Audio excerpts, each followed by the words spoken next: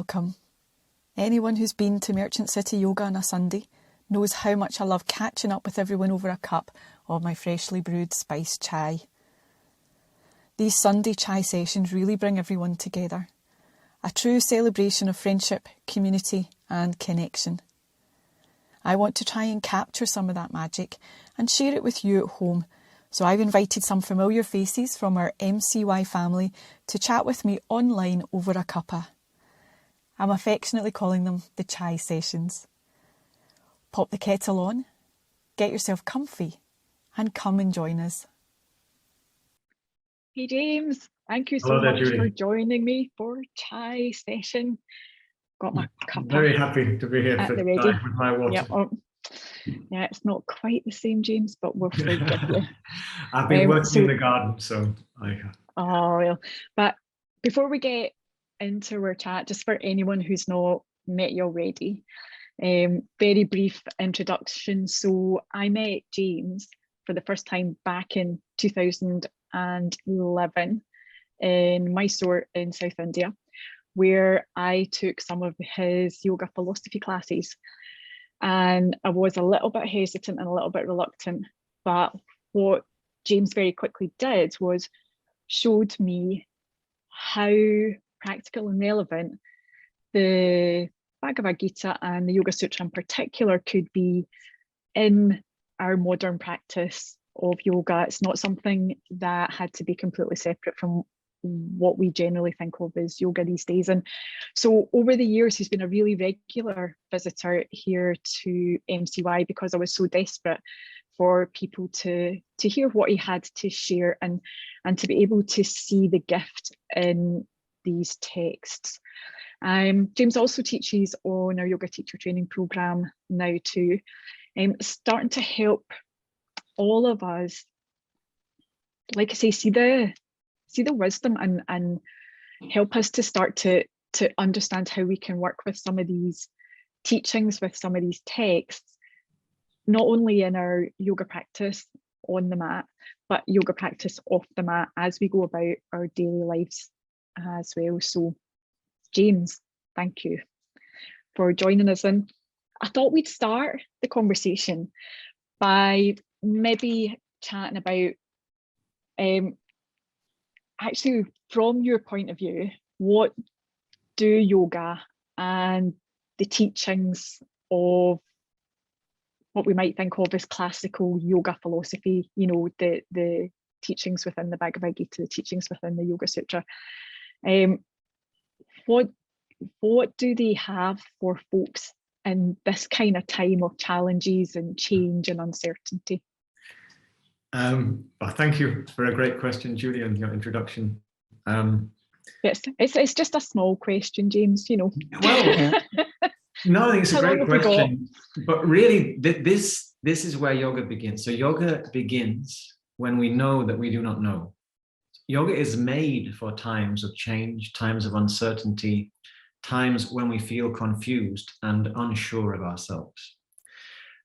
But yoga also asks us to kind of recognize and admit that that might be more of the time than we pretend, more of the time than we actually often realize or recognize, because we're just so busy running along in our habitual patterns that have served us to just get by in life with all of this busyness. But the very beginning of the Yoga Sutra, for example, the first word is utter, which is now, or and now. And now what? So now, basically it means there's two things this means. One is that now that I know that I do not know, now that I recognize that my life is not in as much of a state of yoga, of balance and integration and harmony and wellness, as perhaps it could be. And maybe my own thought patterns, my behavioral tendencies, my sense of self and identity, maybe all that has something to do with why I'm not actually experiencing the richness of life to the degree that I could, and perhaps I could do something about it.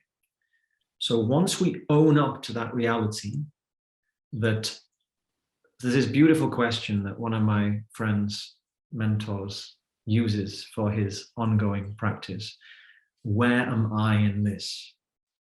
I'm feeling great. Where am I in this? I'm feeling terrible. Where am I in this? I look out at the world and I see some terrible injustice and it makes me feel angry. Where am I in this?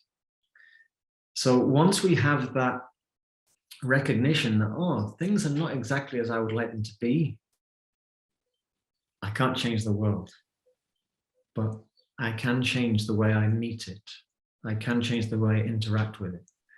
And what yoga gives us is a very robust, adaptable, time-tested structure or frame or set of principles to actually help ourselves transform so we can be more balanced and come to a seat of greater dynamic equilibrium. So even as the world continues to change, we'll be able to stay a little bit more centered and enjoy the ride, even when it gets bumpy, even when it gets terrifying sometimes.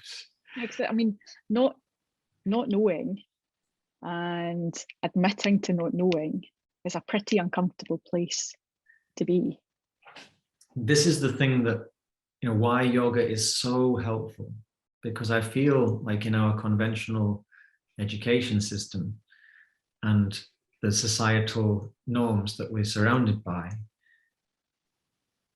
many people, most of us, I would say, obviously I don't know if this is the case for everybody, but most of us, we've not had a lot of experience of being wrong and admitting that we are wrong, and that being seen as a positive thing that's going to facilitate growth and change. I think for so many of us, not knowing or making a mistake or being wrong, they're associated with pain, with being ostracized, with being made fun of, with being punished, with being excluded. And so we've developed almost a phobia of uncertainty. And this is tragic because uncertainty is the truth. Life is uncertain. We never know what's going to happen. Life will change. This we know. So when we develop this resistance to uncertainty and we run away from it, the tragedy, I feel, is that we're running away from the truth. And we can't really be well. We can't really feel settled and secure if we're running away from reality. So what yoga is here for, in my opinion, yoga is here to help us be more relaxed in the inevitable comings and goings and ups and downs and changes of life. So yoga offers a very different type of education. Some people, some people say, and I say too, yoga is a rehabilitation project. It's a recovery project. We know how to deal with uncertainty. We would not be here if we hadn't done it very, very well for thousands and thousands of generations. So we do have capacity to navigate challenge and uncertainty in difficult times. But I feel that what's happened in recent times is that a lot of the influences that we're bombarded with, they've worked to kind of block our access to some of that inner resilience and inner capacity, and trained us in ways that have made us somehow a bit weaker and less empowered to actually navigate the reality of life. And that's where yoga is so helpful, because yoga invites us to develop this different type of relationship with the truth, that rather than be something that, no, I'd rather not look at that, it becomes this juicy, rich, inviting realm that if I actually look into that, sometimes it's really difficult, but when I do work through that, wow, it opens up new vistas and I feel more confident. I feel more relaxed. I do have more space that is easeful and gives me room to maneuver in this reality that I'm part of. So where do you see that the kind of the meeting of what is seen as yoga maybe in a kind of more modern age, where people they turn up their mat bag, their mat, they go to class, and you know, generally that's a physical movement class, that's a yoga asana class. Sure. Can you talk a little bit more about, you know, where these concepts and ideas and principles that you're talking about then meet what you know the larger population understanding of yoga Sure. is?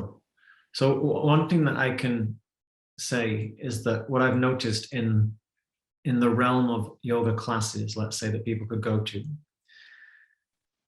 there is and I don't mean to insult anybody by these terms, but it's just for the sake of illustration. So, this is a spectrum, and there's lots of other varieties of what I'm going to mention, but there are there's two types of focus that one can find more or less.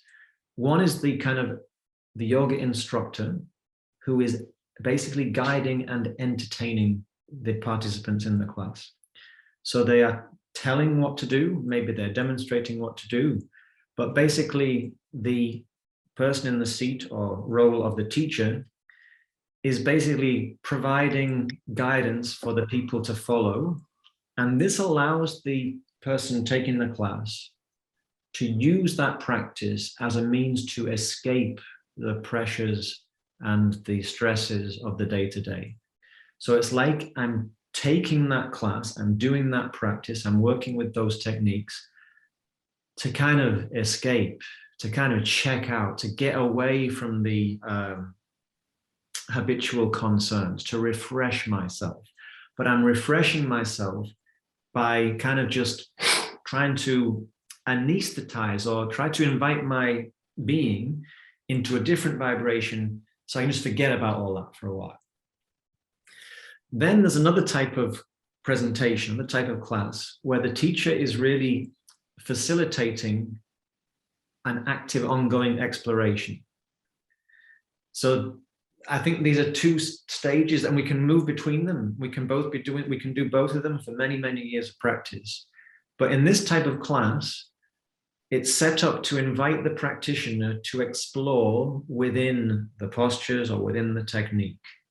So if, for example, I am taking the yoga class or whatever it is that I like to do, doing the exercise, doing the dance class, whatever it might be, I'm doing it to escape, to get out of my head. Sooner or later comes the thought, if, for example, I successfully go to yoga class or rock climbing or ballroom dancing, whatever it might be that gets me out of my own shit, my own head, my own travails, if we do that several times in quick succession, pretty much guaranteed is going to emerge the thought, wait a minute, when I do that yoga, when I go to that class and I just follow the prompts and I focus on my breath and I take my awareness to different points and I concentrate in a flowing manner, oh, it feels so good. Why can I not feel like that more of the time? What's the magic about what's happening there? So we're no longer content to just get that relief in the class. We want to actually empower ourselves to be able to feel like that all the time, the rest of the time. So then gets sparked the practitioner's curiosity to become a real student and a real practitioner in the classical sense of yoga, which is to actually become my own teacher by working with the techniques or the practices in a way that I can use them to learn about myself. What is it? So that going back to that question, where am I in this? I go to this class, I follow the prompts. The teacher's obviously doing a great job because whenever I finish the class in that Shavasana posture, I feel high and I come out like, oh, I'm so glad I showed up to class. But why do I only feel like that after I do these particular techniques? Maybe the yoga magic isn't just about doing those postures in that order. Because I went to the other teacher's class and I also felt really good then, even though it was very different. What's going on here? And then I started with what's going on here is that actually I'm not falling into some of my habitual, like the habitual circuits of my mind. I get onto a different track when I do this yoga thing. And then I'm thinking like, how can I invite this the rest of the day? So I think what sometimes happens is that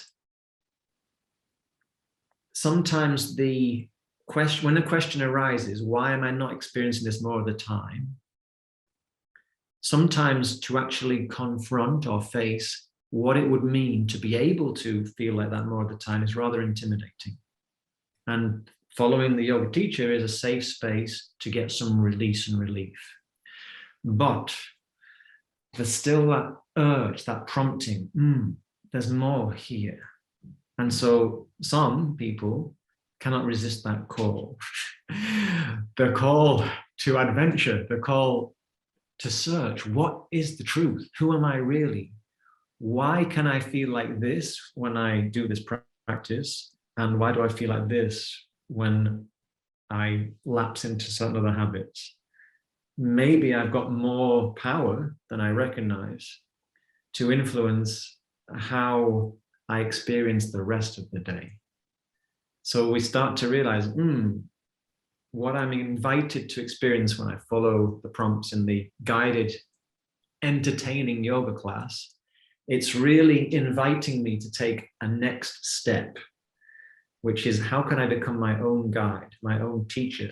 How can I learn to be able to see the warning signs when I'm pulling away from the center and likely to fall into habits or ways of being that aren't really going to bring me to the state that I long for? And so then is often prompted that desire to look in a broader way. And then we can start to how these principles of yoga that are present in the yoga class, I can actually do lots of practical things to help them reach more fully through the rest of the day.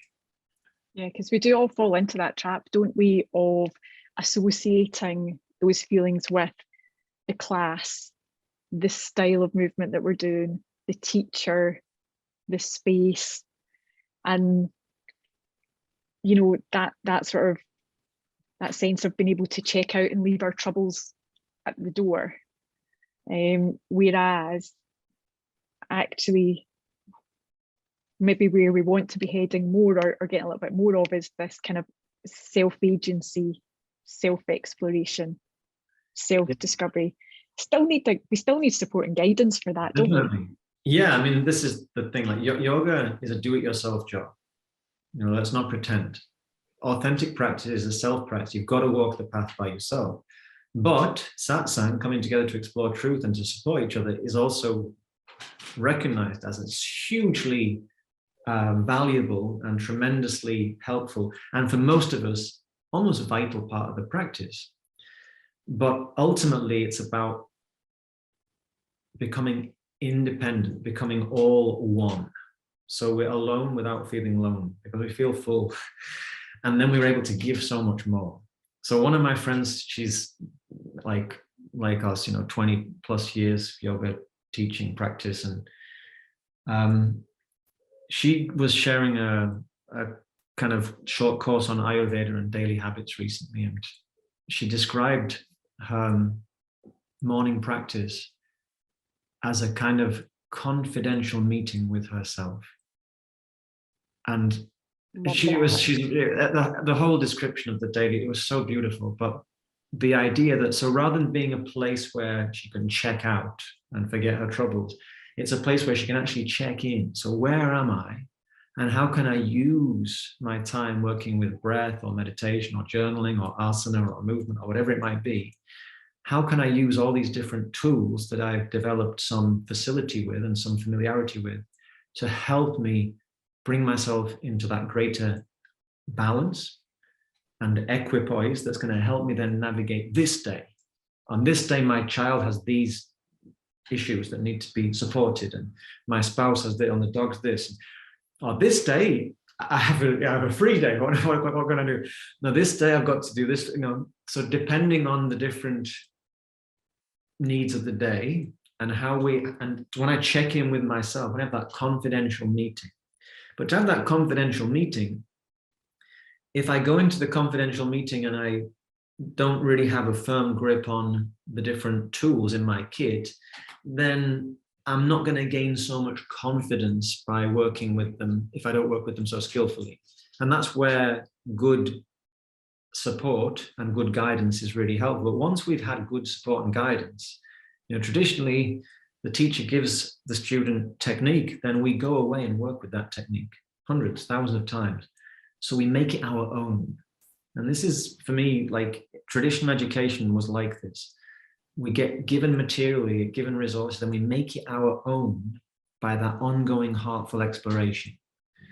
And so for me, this is the bridge. It's like we can go to the class and we can gain useful insight. We can gain empowering, encouraging, inspiring experience. But then it's up to each of us to then use that in ways that can empower the rest of our day and make us more independent, so we can actually deepen our eventual like self practice. Because nobody knows us better, nobody knows our body better than we do.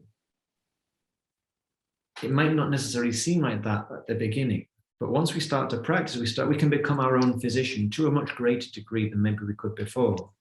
And so we can offset many, people, before we get too out of balance, we can realize, oh yeah, I need to make some adjustment in my diet or in my asana practice, or I need to do more pranayama right now because my energy is a bit low, and I need more time to digest. Like, the world's throwing so much at me. Actually, I do need, when I get home, to just take 10 or 20 or 30 minutes in silence. Never mind looking at the phone, or never mind watching the news. No, there's so much to digest. And when I'm honest about it, I realize that I've evolved from people who had plenty of time to digest compared to what I'm getting. And they weren't eating all the junk food that's being thrown at me by the media and by, so I need to give myself a bit more time and space. So even just to trust our own judgment a little bit more.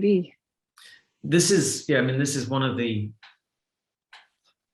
main aims of yoga practice, is to make the individual really an individual, in the sense of a person that's no longer subject to division.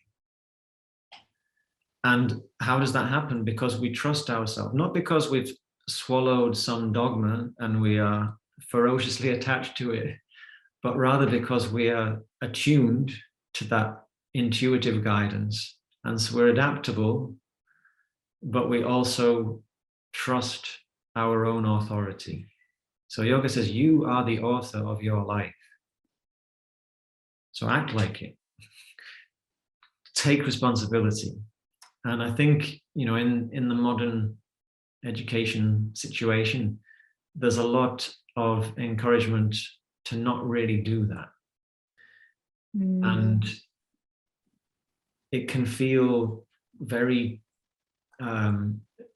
intimidating, forbidding to be asked to do that. But one of the beautiful things about yoga is it gives us a support structure to do it that really works. It's been tested for thousands and thousands of years.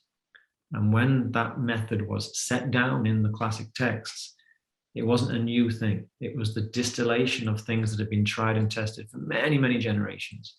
And for sure, these days, we do have certain types of challenge that are a bit different, they're a bit unprecedented. But it's still the human condition.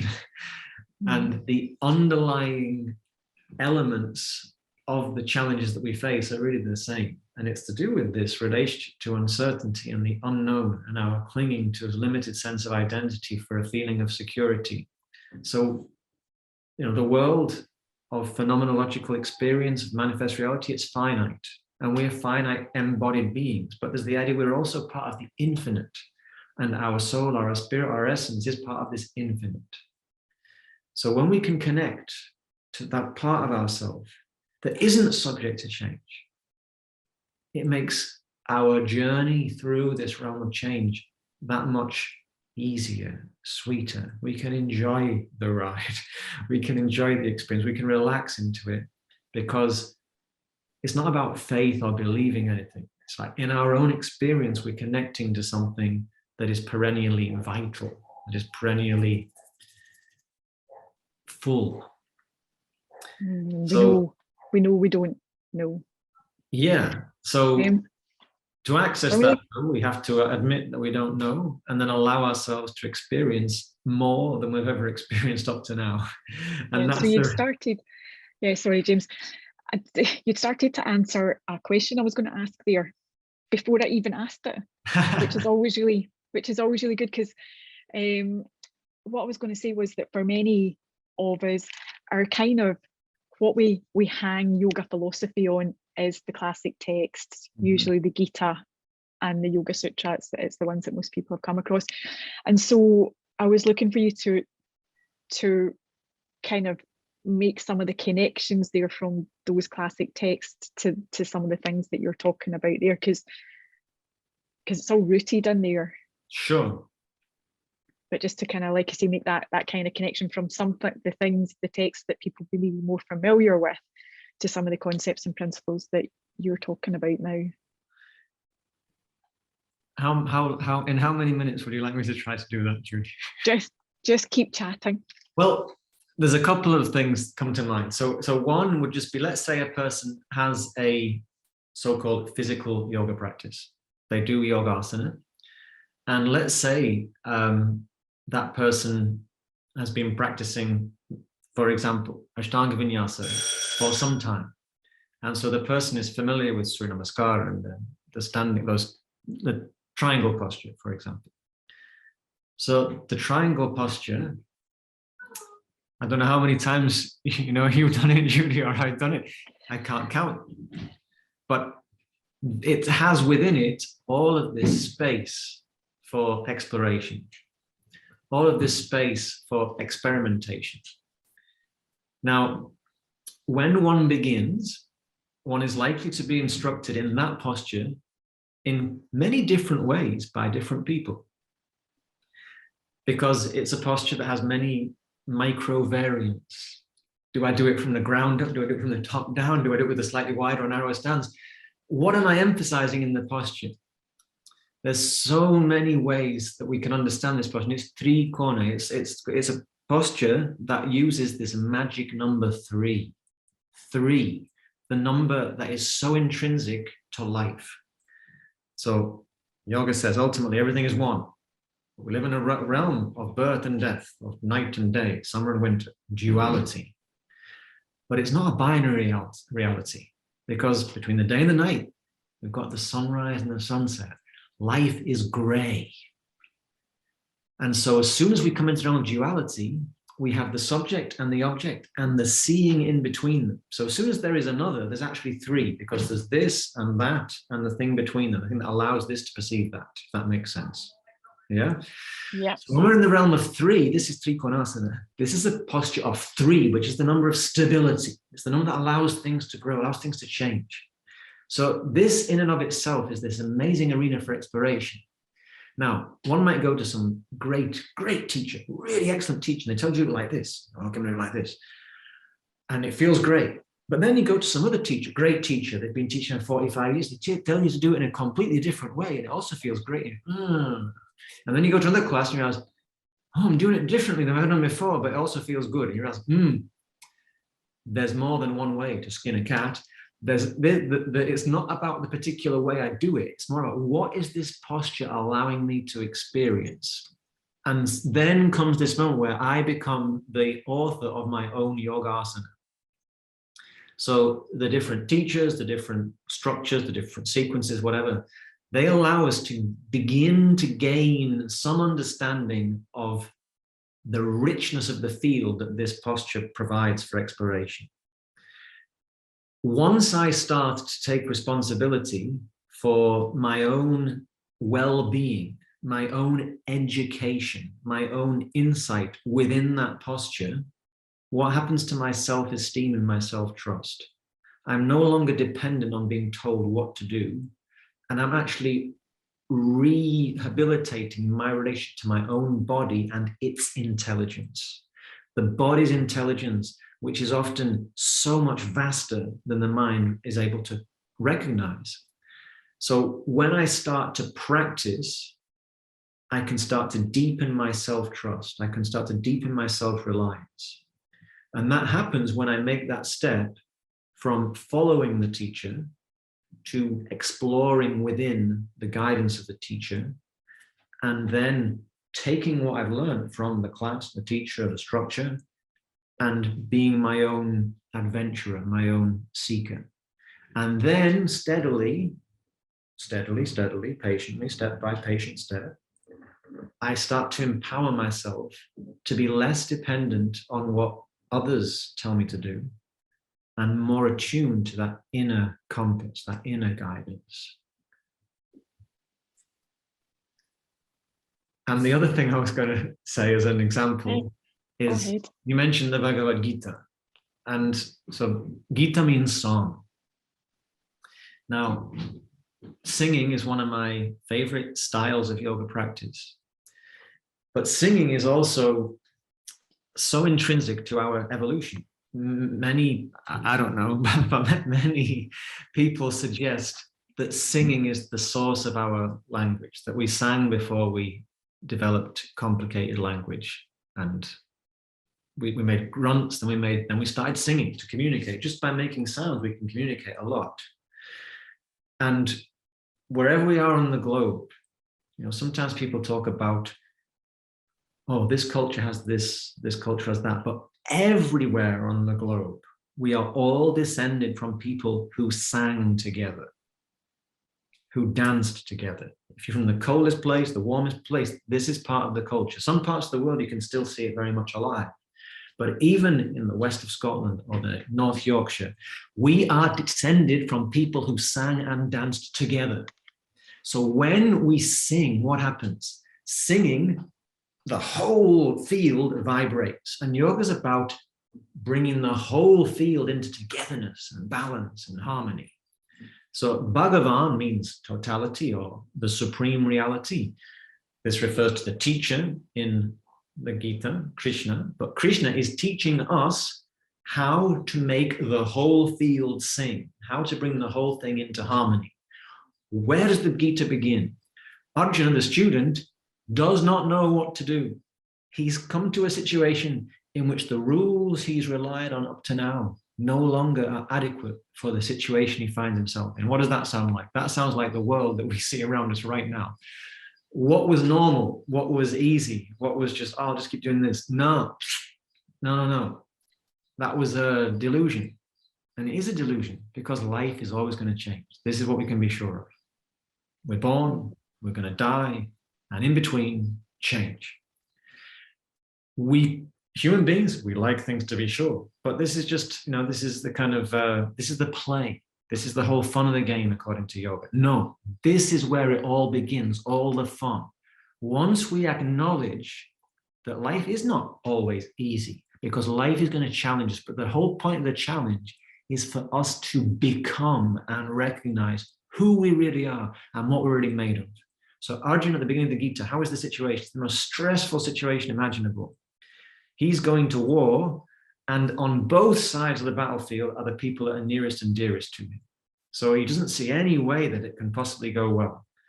That's where the most treasured teaching of the yoga tradition is given. And this reminds us, no situation is a barrier to yoga. And obstacles are actually opportunities.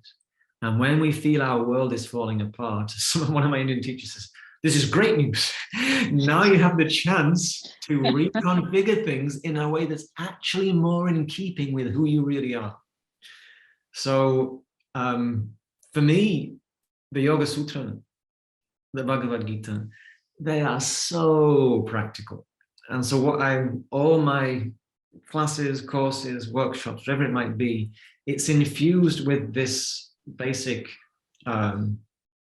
aim.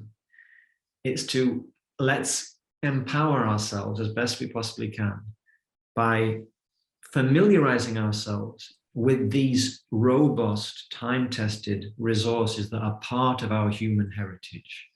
As human beings, we are the beneficiaries of so much amazing work on the part of our ancestors. And we also have inherited some things that they've left us with certain challenges. But there's so much support that we have available if we choose to work with it. And so the work that I've been trying to share, it's about just doing my best to make more available some of these resources that they've been tremendously helpful for me, and many other people have said they are for them too. Absolutely. And I just feel, that, like, for example, I went to school. I did well at school, more or less. And I went to university and did well there. But it didn't equip me for life at all. In some ways, let me be not too extreme. Some things were very useful. Some things were taught well. Some things were an empowerment. But also many things got really denied, shut down, repressed, ignored during all those years of formation. And I realized I need to reform myself. I need to renovate my understanding of who I am and how I actually am part of this amazing existence, which is so dynamic. And that's what yoga is about. It's like, how can I come to dynamic equilibrium? It's not like coming to some fixed point. No, I've got it. No. Yoga is not a quick fix. It's not a life hack. It's something that we do, something that we work with all life long. Like a discipline, like we meant, going back to the idea of song and music, like a great musician, they sing, they practice their instrument every day, not because they have to, but because it's a beautiful thing. It makes life sweeter, richer, fuller. And so the same idea, once we start to become a real apprentice of yoga technique and practice, we can become kind of like the musician. We can use the techniques, we can use the tools that the system offers us to help us express ourselves more beautifully and in ways that are more nourishing. And that takes practice. I think that's a really good place to hit pause. I'm going to press pause. Okay. And I really hope that you're going to come back so that we can continue this conversation. Sure. Just in the way of yoga being the long game. It's not a quick fix. Yeah. And I'd love to have more of these conversations and start to unpack and let people see that actually it's all yoga. It's not their class that's here, their fusty yoga philosophy books that's over here. That actually it's all the one. So James, thank you so much for spending having me, Judy. Yeah, always a pleasure. And I look forward to the next one. Sure. Thank you. Yeah. Let me just cheers. Cheers. I'm definitely going to get you a chai the next time. If we do it in person, James. Okay, but I can also make we can sit on the sofa. Indian sit drink. on the sofa, get some chai going. Right. Thank you. Thank you. Thank you so much for joining us. I hope you enjoyed our chat. If you've got any questions, you can email me or find us on social media. I'll see you here next time.